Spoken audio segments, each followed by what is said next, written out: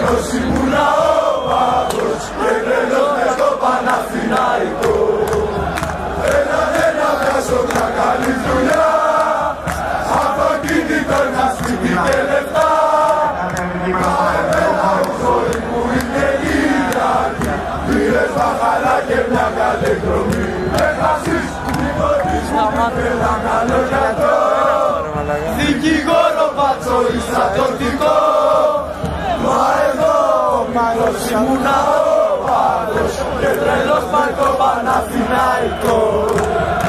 Έλανε να βγάζω μια καλή δουλειά, αυτοκίνητο ένα σπίτι και λεφτά. Μα εμένα η ζωή μου είναι Κυριακή, πήρες μπαχαλά και μια καλή εκδρομή. Έχασες υποτίσμου μου ήθελα καλό γιατρό, δικηγόρο πατσόι στρατιωτικό.